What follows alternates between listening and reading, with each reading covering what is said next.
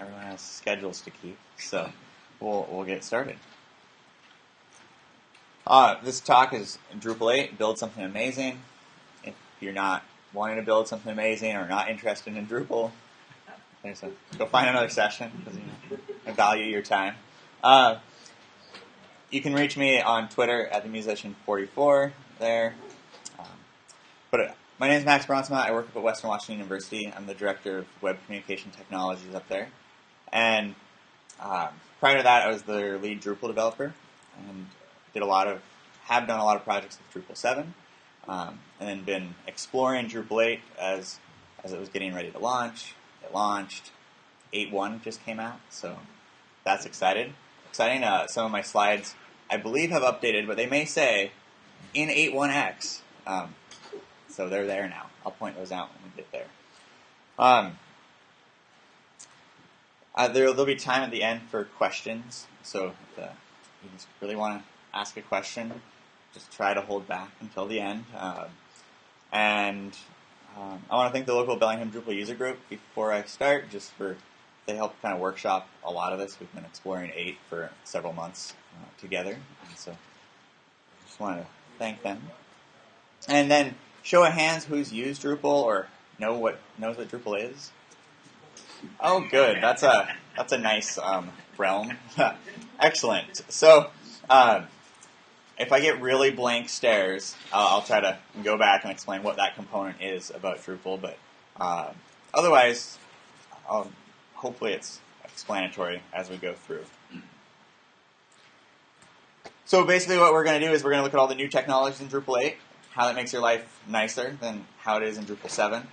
I have some examples of things we've built in 7 that would have been way easier to build in 8 because of these new things built in. And then at the end, hopefully you're ready to go use 8 to do something amazing. So, how amazing is Drupal 8? These are all the new things that come out of the box. So, Drupal 7, you'd install it, and you'd cry and leave. Drupal 8, at least there's some stuff you can do. So there's a new theme system built upon Twig, which is a PHP template system that's been out there. We've improved caching. Blocks are actually usable. Multilingual is now in core. Native web services. Preview actually works. Lots of stuff. So we're going to go through this stuff and see how it works and why it's an improvement. So, Drupal 8, as of last count on this handy website called DrupalCores.com, had 3,501 individual contributors. Drupal 7, by comparison, had 954. So, lots more hands in the pie, lots more ideas. Embracing that, more ideas, better results. It's faster. That's the caveat, it's faster depending on what you're doing, but in theory, it should be faster. We got cache tags, BigPipe, we'll talk about that. And then Drupal 8 really embraced this idea of found elsewhere. So in Drupal 6, Drupal 5, Drupal 7, you really had to know Drupal language and Drupalisms that was a thing, Drupalisms, because you couldn't just sit down and use it. You had to know all about Drupal. Drupal 8 doesn't get rid of that, but it moves a big step away from that. I think you can take a good PHP developer, sit them down in front of it, or any good developer, and say, go. And they're going to be able to start doing something without just scratching their head for hours at a time. So that stuff makes this fun graphic, which I think is from 2002, a little better. So Mod X, when that was a thing, down there, and Joomla, all the colored graphs are you can kind of learn the CMS pretty well. The black cliff that you fall off, and even if you get on the top, you still fall off. That was Drupal in Drupal 6 land. Drupal 7 is kind of like that. And I think Drupal 8 really makes an effort to lessen that and make at least an over backwards cliff and kind of smooth out the learning curve. So, the block system. Saw a lot of hands. People have used Drupal. Do a lot of people use blocks every day and just love them? For those watching at home, no hands are raised. Yeah, blocks are kind of this, man, we have to use blocks, and then you go to panels or display suite or something else. But Drupal 8 blocks are actually fairly usable, and they're reusable. That means you can make one block and place it in multiple areas across the site. It has view modes, so Drupal 7, some of you may have used entity view modes where you can change how a piece of content is displayed based on the view mode you select or invoke. And now that's built into the blocks as well. You can revision them. There's custom block types. You can have content types in Drupal. Now you can have custom block types that have nothing to do with content. Really nice for your end users. And then there's the best part is this checkbox for not displaying the block title. I have a slide about that. I'm so excited about it. So placing blocks is easier. Over here, there's this place block button. So you go to your block screen. You go into each of these is a region, and then you just click the place block. It pops up, and you can filter by block name instead of scrolling. That's cool. And then you can click place block, and it just is in the right region. Very handy. The custom block types. So in Drupal 7, Drupal 6, you just go to your blocks page, and your views can create blocks. Your other modules can create blocks. That's how you get them in here. In Drupal 8, you have the tab up there for custom block library, and the nice blue button that says Add Custom Block. So you can create content types that are only viewable in the block area.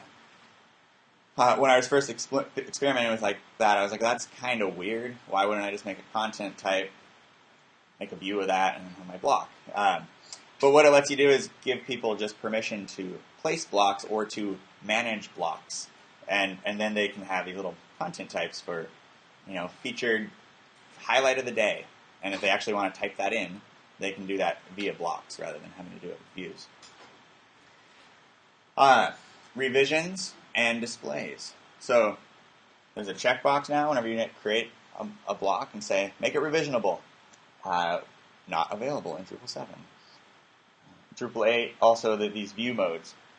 So every time you have a block, you can say, what do you want to make this possible for? Do you want it to show up the featured content type, the full content type, your favorite cat name type, whatever you want it to be, that's exposed, and your block can then display that.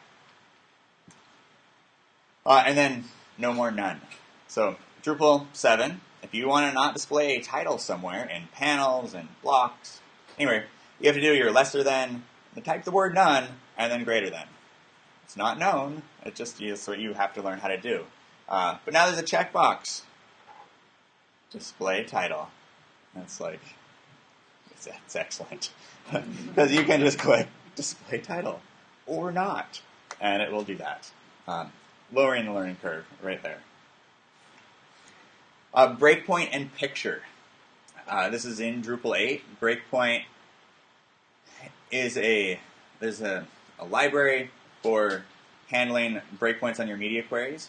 So are there front-end web developers in here? Raise your hands really quick. A few people, yeah. Media queries, that's something people have heard of? Yeah, okay.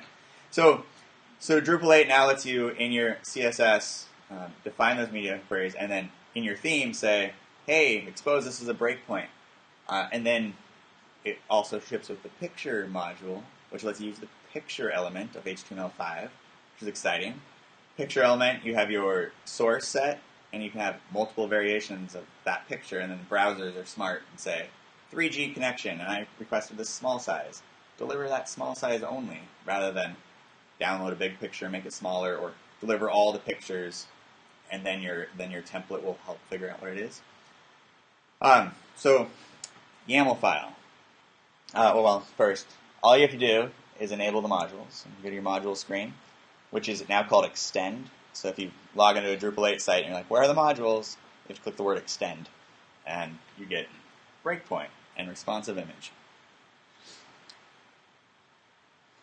So there's a sample from Bartik. It still ships with Bartik. You'll see no examples of that because it's fairly depressing. Bartik is what we ship with, but it is snazzy in that you can have breakpoints. So you create YML file, YAML, everything's configured via YAML files now. Set your breakpoints, and then those breakpoints are going to show up on the user interface side.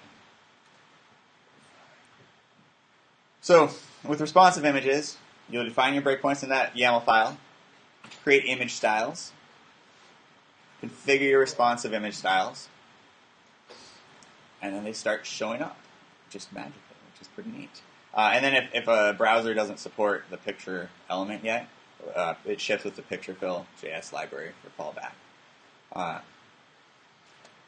So on most Drupal sites, you go and set an image style and say, when this piece of content's displayed, show me a 325 by 325 picture. That's what you get. So you can upload one huge file. Drupal will crop it and make it the right size, so it will just load that size. So that's neat. I mean, okay, whatever. It gets really cool when you can do multiple sizes at once. So when your designer gives you, here's what the layout looks like on a phone and on a tablet, and this column shifts over here, and this content changes, and the image gets small, but on this thing, the image is big. You can just configure that in the UI, and your content editors never have to do anything except upload a picture, and it will figure it out for you. So you have to select this multiple image styles and use the sizes attribute, which takes a look at your viewport, whatever that device is, phone, tablet, desktop, HD TV, and then you start configuring it in your sizes area. And so those you take just from your breakpoints, where you have your media query that says, in this instance, the minimum width is 851 pixels. At that, I want an image to be 25% of the viewport. And then you go down and check the image style that you want, and then you just continue on. So you put all your media queries in there, all the breakpoints, choose your image styles, and when you go to your site and start resizing your browser, and then go inspect the actual element, it'll be serving up different pictures based on the size of the viewport. So very cool. A little it's still you got to set it up, but you don't have to do that in your media. You don't have to do it in your CSS. You don't have to have some other library brought in to handle that, and it's just sitting there to be used. So that's pretty exciting. At Western, we've been doing this with Picture and Breakpoint on Drupal 7 now for about a year. And based on the number of images on a page, we're seeing page download speeds by 10 to 30% reduced. So it's like a really easy thing that you can do to make your customers happy, because it's no fun sitting on your phone waiting for something to load and it's just a big picture that just got resized. Here it's just downloaded. So that's cool. Picture and Breakpoint. WYSIWYG. Who's installed Drupal 7 and tried to write something?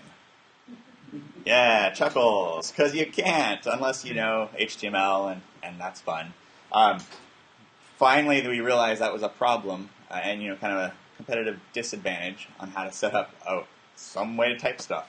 So CKeditor 4 is the WYSIWYG editor that ships with Drupal 8. You can still throw in tiny MCE, you can write your own, you can use the Aloha editor, whatever you want, but CKeditor 4 is there to be used. So it's enabled by default. You don't have to go turn it on. It's just there.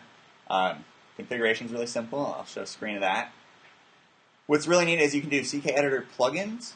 So if there's a functionality that you want in your WYSIWYG and it doesn't exist, you can just go out to the CKeditor library and say, oh, look, there's a plugin for, I don't know, horizontal rules. Those exist in CKeditor, but horizontal rules that look like leaves or something. You can write a plugin and it will just show up on the toolbar, which is pretty neat. So rather than WordPress has shortcodes, right? And you put a little shortcode in and magic happens. You can do that with your plugins now as well. Quick edit per field is neat, and just like the none on blocks, preview actually works, which means people will be happy. So I'll show you that. So default configuration of CKeditor is what you get out of the box. People can bold stuff. You can do links, and links are cool. They're link it. So if you have other content on your site and you click the link button, it pops it up, and you can start typing the name of other content that you've already created, and it will auto put that link in for you. Special symbols, very basic. But to extend that, there's the customized drag and drop area. So everything shows up that you can do is in these little boxes. And then the screen down here, you would see that toolbar. But you just drag and drop. That's all you do. You can just drag in and drop out different sections, and you can create different groupings so that people can tab through it, or if someone has a disability where they can't use like the mouse very well, you can set up functional tab groups rather than tabbing from bold and now you're on a list and then back to italic for some reason. You can set them up as functional groups, which is pretty neat. So WYSIWYG works. Built-in support for images. Instead of uploading an image and then hoping you know where the file system is and how to do that, it's CKeditor, so there's an image button back here. You just click the image button, upload a file. It gets cooler. There's alternative text. That becomes a caption out of the box. I think on Drupal.org, if you go to the modules, I think there's like 9 different caption modules, because it's kind of hard, and they all have different ways to do it, but out of the box, we get captions. So you upload a picture of my cats, Chief and Starbuck, and it's captioned. It's amazing, because you don't have to do it. It just type, you get a caption. I cut this out of a page. It was left aligned, but you can tell it to be centered, tell it to be right. It just works. The output's actually cool. It's prop ratio 5. It's a figure. It's got a caption. There's these entity UUIDs, which we'll talk about with our configuration management, because you can export stuff. So every file is unique. So that's pretty handy. Quick edit. Probably heard about this at one point in Drupal's 8's long life cycle here of building. The idea is that you can click a pencil icon right there. This is also on by default, quick edit. Go to any piece of content on the page, blocks, views, node, regular content. Click the pencil icon and everything is editable. You don't have to go to your WYSIWYG. You can just edit it on the screen. So clicking the pencil, you can change the title of what is the embed display type in views. You can change the author, you can change the date, you can change the main content body, and then you just click out and it's saved, updated, which is really handy if you're trying to hand a site over to a client and all they really ever want to do is change the date or something. They don't need to go into the admin views. They don't ever have to go to edit the content. You can tell them to click the pencil. Yay! Don't really know how it works yet when you get really complicated content types and craziness happening. Haven't tested that. I imagine it breaks. But for basic stuff, that's cool.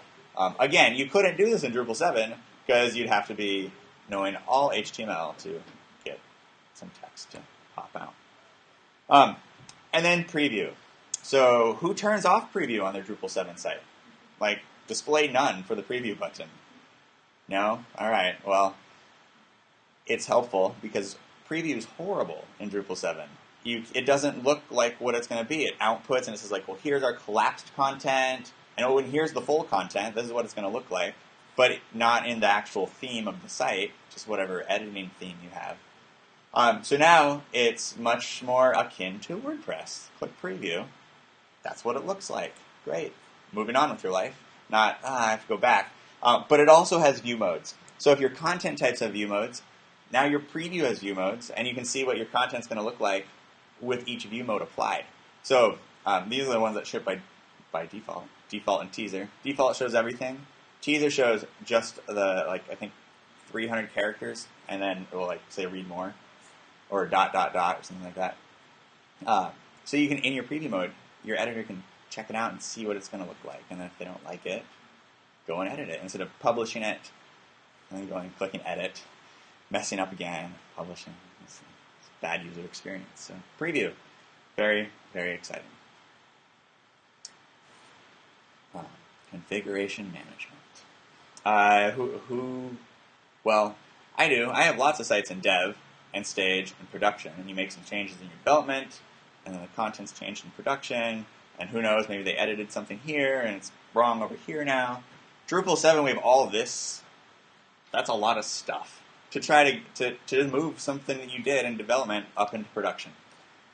So configuration management is called the Configuration Management Initiative. It was the first thing announced for Drupal 8 several years ago. But it's in core, and it works really well. So you still need something like that, maybe, to move content around.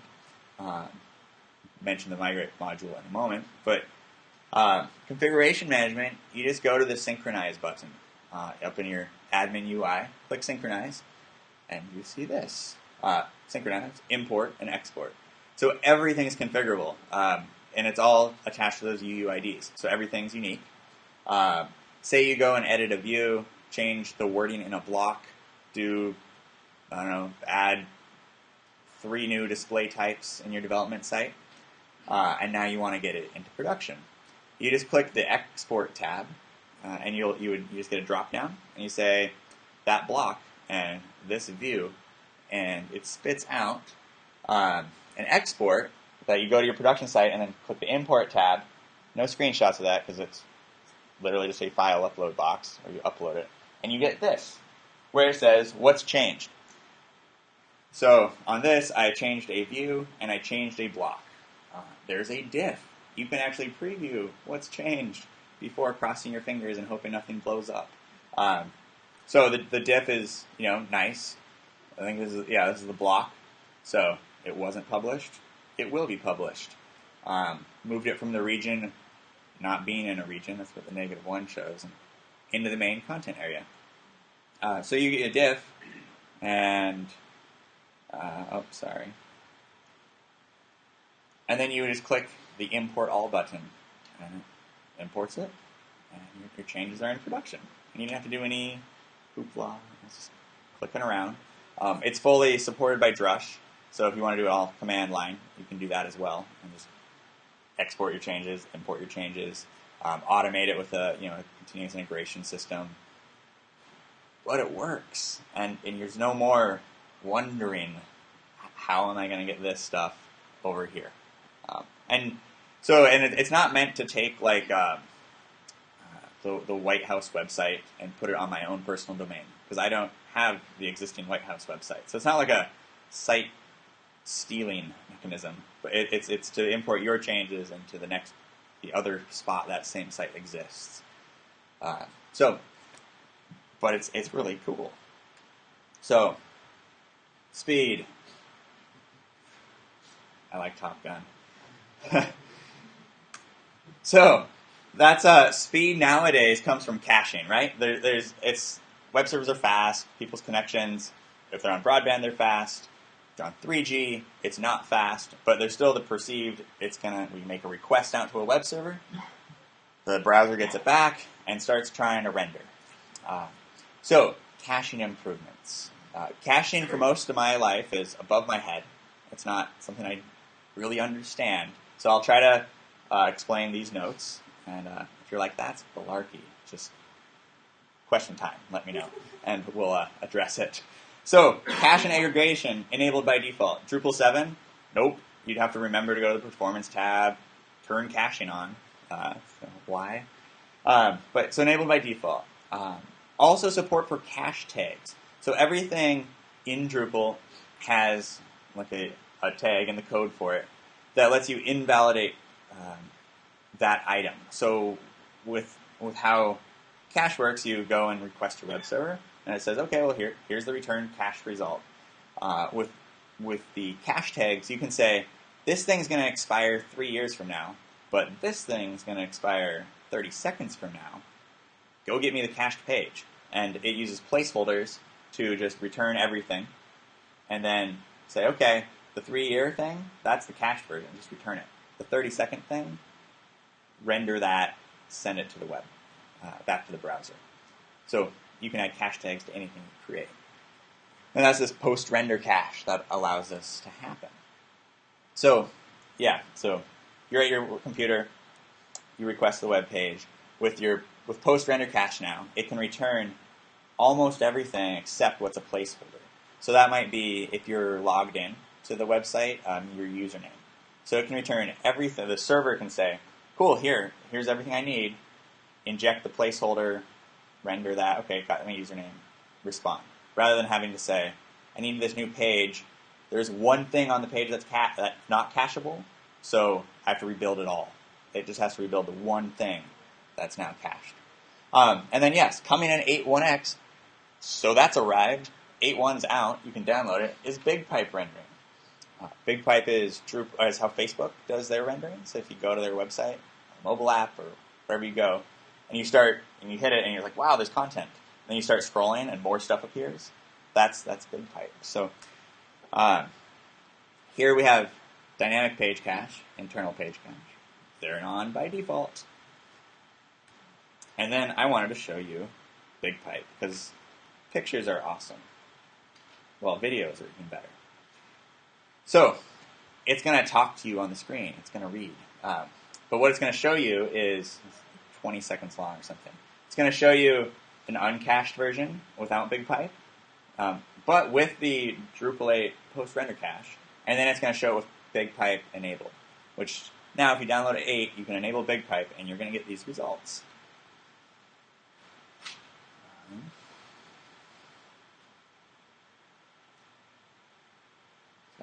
Can't cache that for clients.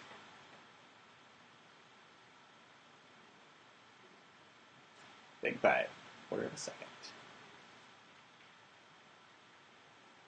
Cool. 6.3 seconds later, traditional.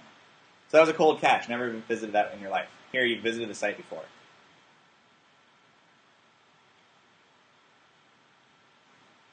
So loaded, and then finally that part popped in. So a little piece.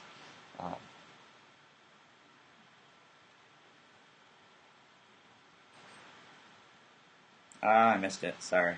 The currently listening to part is the piece that finally came in.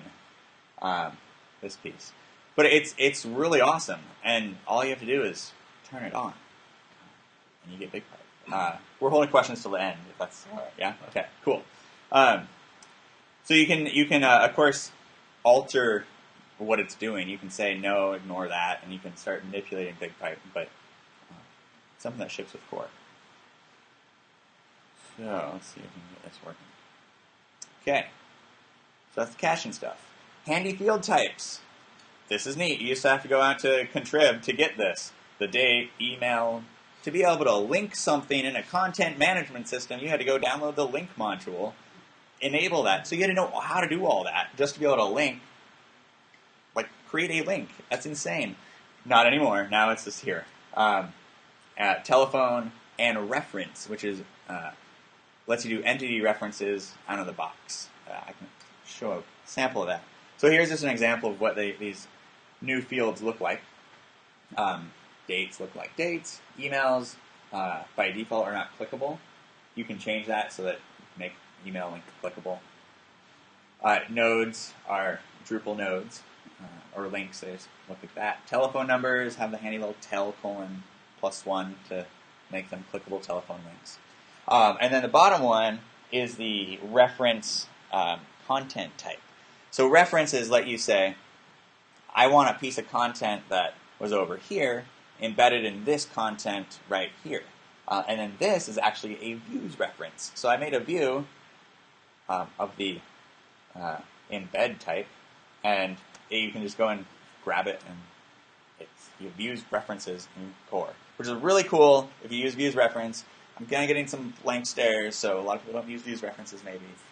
It's awesome. And you don't, again, have to know how to go out and find the module, enable it. There'll just be these nice tutorials that exist already on how to bring your view content into your content type, which is great.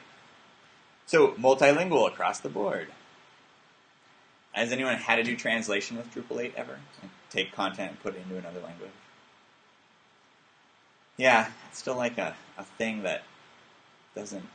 I've not found many people that have done it. But in Drupal 7, it's kind of annoying, because you can turn on your translation module that you have to go find first, enable it, but then like the admin interface isn't translated, or one component of the content is not translated, but everything else is, and you gotta like scratch your head and figure out where this thing is that would translate that. So we just dumped it all in Drupal 8. You can translate configuration, your content, all the interfaces, and all the languages. So everything's translatable. It took a little while to figure out how to make it work, but what you end up doing is you enable all these modules, and then you go to the language detection configuration screen, and you tell it how you want it to translate the content and when, which is pretty cool. So there's the account administration pages, so like only those ones, change those. URLs, so from the URL, so if it's like, I'm going to show a Spanish translation, so if it's a .es domain, translate the content automatically. You can do it per session, the type of user that's logged in, like they can set their language preferences. The browser, so if you like to browse in Armenian, you can set that in your browser, and lots of sites will show you the translated content. So Drupal will do that for you. Or the selected language that they use from a dropdown. So URL detection scheme. Here's node/4. Here's /es/node/4. So based on the URL that somebody's put in or typed, it's going to translate the content for us. And this is just a sample, simple illustration. So when you go to your content, you have your view, edit, and delete tabs like normal, and you also get a translate tab. And I've added Spanish, and you can edit that and change the language, and then you can add more languages. And so all your content doesn't magically translate all your site into another language. You have to know how to speak the other language, write the other language at least. But it lets you present that to the end user in the language of their choice if you're building a product that needs multilingual. And it's just neat that it's there instead of, somebody's working on it, we'll get it one day. So that's pretty cool. Web services in core. So Internet of Things, done in core. We got it because we can do web services. These are all the modules that you kind of got to turn on to make it work. But Hypertext Application Language lets you expose an API for anything through Drupal, so you can kind of like figure out how that web service is working.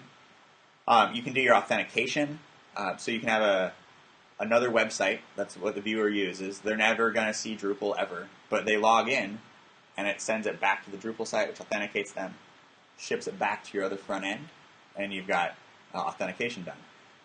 RESTFUL, so everything is going to be exposed as JSON or XML or CSV, and then it will serialize all that data for you. So this is what it does. This is how easy it is. Format, node 4. So !_ format equals JSON. And you get JSON back, which is really cool because Drupal 7, you could enable the RESTful Web Services module, views, JSON, billions of other options, mush them together, and then you could do this. And this is really cool out of the box. So it just exposes everything that you can get. So you can go through and see everything as serialized JSON. This is with a JSON viewer. It would, of course, be one ugly string that your machine's reading, but this is nice. So this is the cat picture we looked at earlier. Going down, and you can see it even returns the image. This is the format's a little funky with these return new line. That's my JSON viewer that did that. But what's cool is that the file gives you the UUID. It gives you the source. In Drupal 7, you have to piece together several patches to be able to do format equals JSON to get an actual file source in your return data, which is pretty handy. So this is a really exciting slide. It says Western window example. We're not done with it, so I can't show you the cool example. But what it is an Angularjs front end for our alumni magazine, and it's all being powered by our news Drupal site, Drupal 7. It took us a lot of time to get our REST working, to properly return the right data, to send proper things. Drupal 8, I tried it out with just Drupal 8 install, checked the boxes, created a sample content type. Correct data, sent. Doing no work at all, except what's in core, which is great, because we spent many hours getting Drupal 7 to do something that Drupal 8 will do out of the box. I'm almost done. So, this is how amazing Drupal 8 is. There's this much stuff. Views and Views UI are in core. Drupal is pointless without views. Just go use something else, probably. So, it's now in core. Looks very similar. And then this is the new stuff that's been brought in. There's embed, which lets us do the entity reference stuff. There's entity reference. Embed just gives you a cool code block to embed views. And then rest from views, all built in. Looks really similar. There's not much different. You set your fields and stuff on the left, middle stuff, the slight configuration, and then your relationships and filters on the right. And then I just, in the sample, popped in, these are the new display types, embed, entity reference, and rest export. They do what they do, or what they sound like they do. Embed gives you this code block, which is here. Views embed view. You just drop that in your Twig template with the view name, and your view appears. Sanitized, clean, and that's pretty cool. Fields in your content type can now reference views by using the entity reference display type, and then output all your views as JSON or XML, so which is pretty neat. Again, these were all third-party module, not third-party, but Contrib modules you'd have to go know about or research. Now they're just sitting there for you to turn on and build. Tour module, yay for documentation. The tour module shows up in views. It just shows up here. If you click tour, it pops up a little display that walks you through how to use views. So you can give somebody that's never used Drupal and say, build a view. But start by clicking the tour button. I mean, it still might not be what you want, but at least there'd be some semblance of hope that you could figure it out. And then with 8.1x that just came out, tour is still there, but they added more tours to more stuff. So the idea is that eventually the entire admin interface will have a tour so you can kind of walk through and learn how to use Drupal. Twig, also a place I'm weak at, kind of like Caption. No more TPL PHP files. They're now .twig files. Not that big of a difference for your day-to-day use. So, a little different, saves lots of work. It has automatic output escaping, which is really cool. So you can give it to a themer and not be afraid that they're going to expose all the data or do something bad because they don't have years of doing bad stuff in their toolbox to know what to avoid. Supports inheritance, so you can extend your existing templates. So probably a lot of people do this, where you take a TPL file and you're like, that page needs to be slightly different. So you go and say, okay, well, this is going to be node -- 58.tpl.php. Nothing's different about it except like one line. Now with Twig, you can just say extends node.twig, I think it's called, node.html.twig. All the code's there. Great. You put one line of change in, and it's very discrete. You know what's going on instead of, why are there 12 different template files? The exact same, that you can't really see the difference. So extending is pretty cool. An example of the code, it's kind of small, but you'll see that up at the very top there's a bracket % symbol. In Twig, that just means execute these statements, which is cool. So you kind of learn the Twig syntax, which is to do much with it. You don't really need to know much Twig, and then you can get really deep into it if you want. But like this, like if not a page. So if it's not the page, don't render this stuff. Cool. No if then else blocks. Just if not. Twig gives you that. And then the double curly braces just output the result of the expression. So this is like output the variable author name and output the date.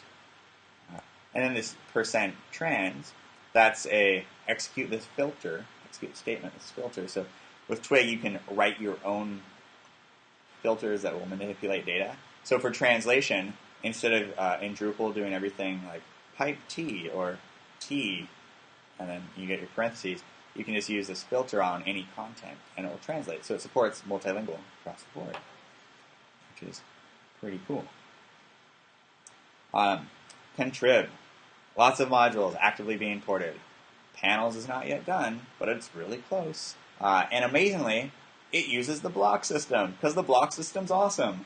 And it just makes it a little easier to, again, panelize stuff. But it's a lot more along the lines of what Drupal core is doing. There's a really neat website, Contrib Kanban tracker. And these slides will be available after the session, so you can go here. But it's just a big board showing what's been started in development, if it's close, what needs help, rather than having to go through the Drupal.org issue queue, like hoping you can find things that are tagged 8.x that would mean they're being ported, maybe. The Kanban tracker is updated all the time. People are actively trying to get things into 8. But without Contrib, I still think it can do a lot. Just now, I think you can build decently complex sites with nothing but Drupal 8. These are my thoughts on the future. I think it's going to continue pushing into the enterprise because of the configuration management. There's no more what if. We don't, if we need to go to Drupal 9, whenever that might be. There's not like, how do we do it? It's just migrate's going to be a core module. Well, there'll be an upgrade path from 8 to 9. There's already an upgrade path from 6 to 8. And 7 to 8 is supposedly working in 8.1. Haven't tried it. We'll see. I think it's amazingly easier to use for both site creators, content editors, and developers. You just install it and you can do stuff. It's not this mental hurdle on, okay, I've got to stick with it, and eventually I'm going to learn what this thing is or what views are. I didn't even know I needed views. Well, now you do know because it's in core. And then for, I know WordPress can do a ton of cool stuff, and so can Drupal. So there's not to cause the schism in the world here. I just think that Drupal 8 can answer a lot of simple site building tasks out of the box, just like WordPress can do out of the box without going into the plugin systems or module systems of both of them. So with that, go and build something amazing.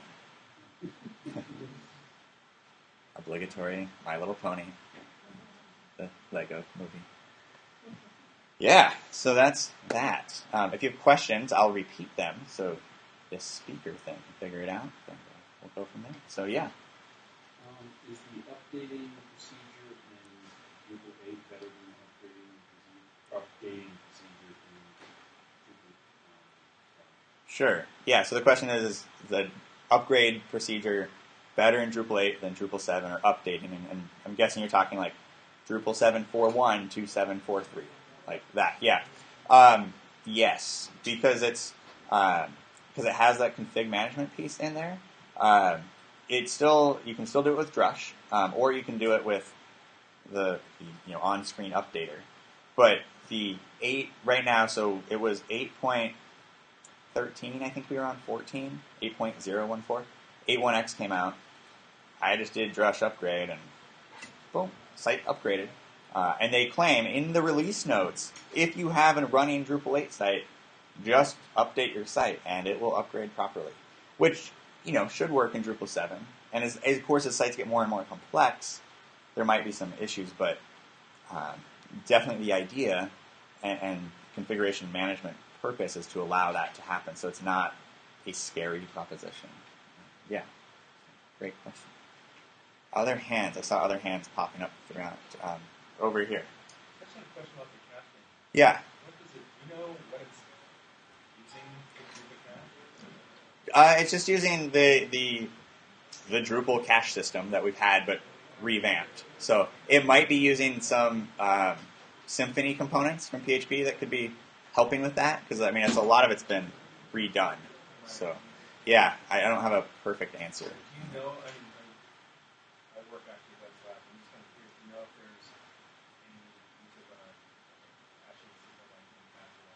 Oh yeah, sure, certainly. We'd love to have. Drupal 7 has Redis, and it's used really well. So yeah, there will be. as things progress, it will be a thing people will want, because there will be, more caching the better. In other words, I should support somebody to upgrade the plugin. Yes, that would be appreciated. Yeah. So nobody wants to do that. Throw some, All right. We'll try to connect you. Thanks. Yeah. Other questions? Maybe? Saw 2 hands. Yeah, there we go.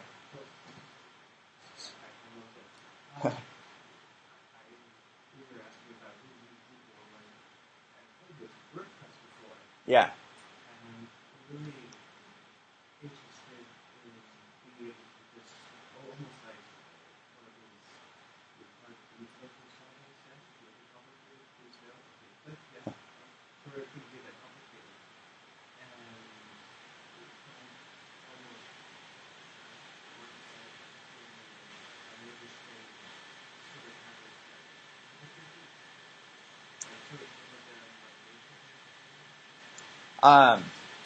Yeah. So the question is having your existing like an existing WordPress site and bring it into Drupal 8. Probably there's the migrate module, which is pretty great. There in Drupal 7 at least, there's a WordPress to Drupal migration path that will bring over your content, your tags, that kind of thing. I don't know if there's been effort on that for the, I guess, WordPress to 8, but there may be.